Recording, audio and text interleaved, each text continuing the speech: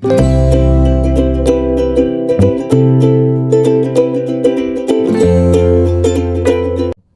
hello, salam sejahtera Malaysia. Selamat datang ke channel Fels Lifestyle. Terima kasih kerana terus setia dan terus bersama di dalam channel ini.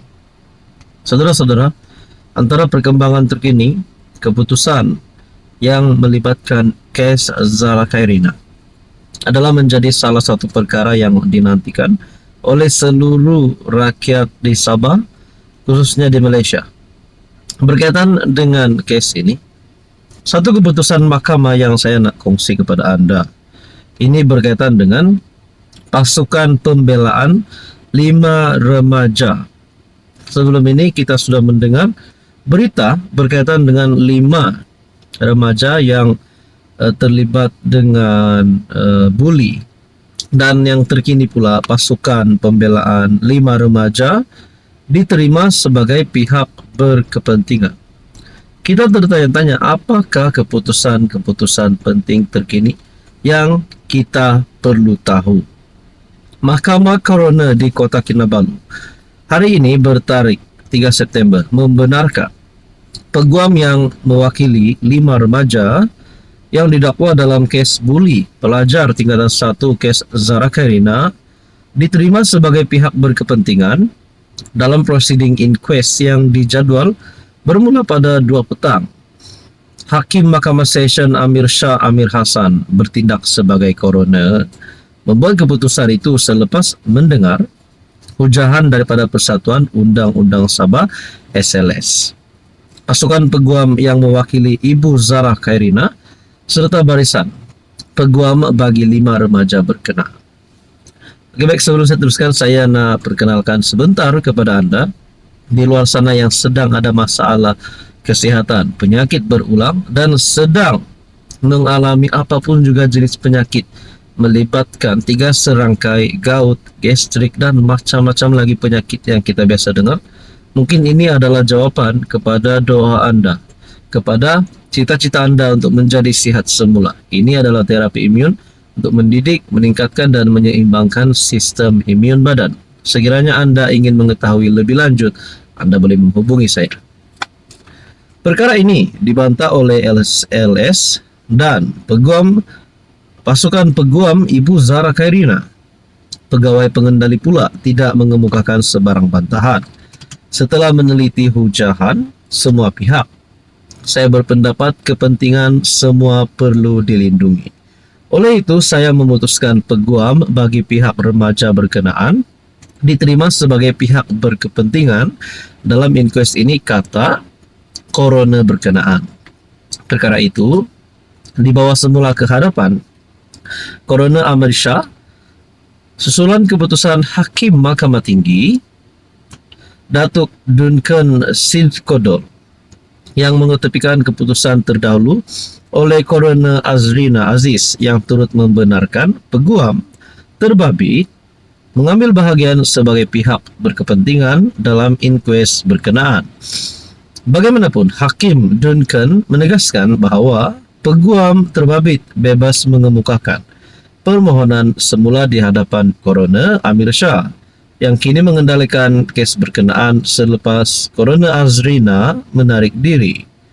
Coroner Azrina yang juga pengarah Mahkamah Negeri Sabah menarik diri daripada mengendalikan kes itu atas alasan beliau menetap di Papar, yaitu lokasi sekolah agama yang dihadiri Zara Khairina, meskipun menegaskan beliau tidak mengenali individu yang didakwa terbabit.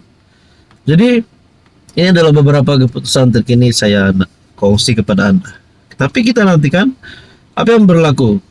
Dalang utamanya yang kita mahu dikenakan tindakan undang-undang maupun suspek ataupun siapa juga dalang utama kes ini perlu ditangkap. Itu yang kita mahu, dan mereka perlu dikenakan tindakan undang-undang dan hukuman yang setimpal.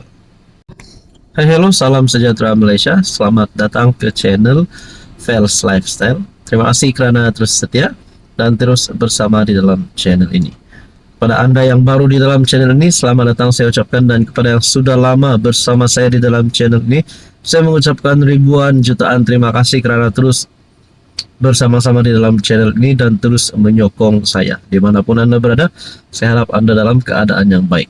Oke, saudara-saudara yang saya hormati, tuan-tuan dan puan-puan, mungkin sebelum ini kita pernah mendengar ataupun kita sendiri pernah bercerita dengan kawan-kawan kita, dengan rekan politik kita, dengan ahli keluarga, saudara mara, member kah, dengan partner kah, tentang cerita bagaimana sekiranya kalau ada ahli parlimen daripada kerajaan hari ini, khususnya daripada Barisan Nasional, keluar daripada kerajaan, ataupun mereka ini tarik sokongan dan masuk Perikatan Nasional.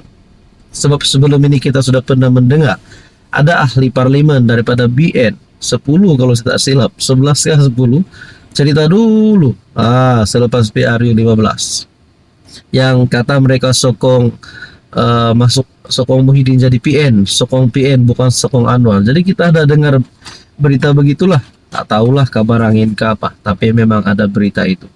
So sekarang pula kita mendengar pula MIC MCA yang dikatakan pelawaan daripada PAS kepada MIC MCA untuk menyertai PN. Ada yang memandang perkara itu sebagai sudut positif, ada juga yang memandang perkara itu melalui sudut negatif. Oke, sebelum saya teruskan, saya perkenalkan kepada Anda, ini adalah terapi imun.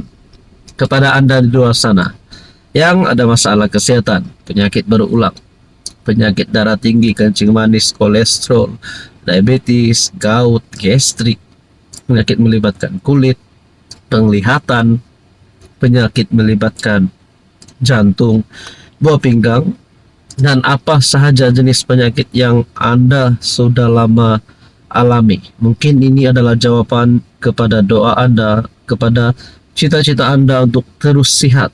Ini adalah terapi imun. Produk ini adalah untuk sistem imun badan Anda. Bila sistem imun badan Anda cantik semula, diseimbangkan semula, tidak bercelaru, sistem imun badan Anda dapat melawan pelbagai jenis penyakit. Kepada Anda di luar sana yang ingin mendapatkan maklumat lebih tentang terapi imun, Anda boleh menghubungi saya di nomor yang tertera. Saudara-saudara, bayangkan kalau BN ataupun MIC, MCA menyertai Perikatan Nasional. Adakah dengan ini Zahid sebagai pengurus di Barisan Nasional boleh jadi calon Perdana Menteri daripada gabungan itu? Adakah PRU 16 bakal diadakan? Tidak lama lagi sekiranya BN menyertai PN. Adakah Anwar hilang sokongan sekiranya BN menyertai PN? Itulah kebanyakan persoalan yang timbul.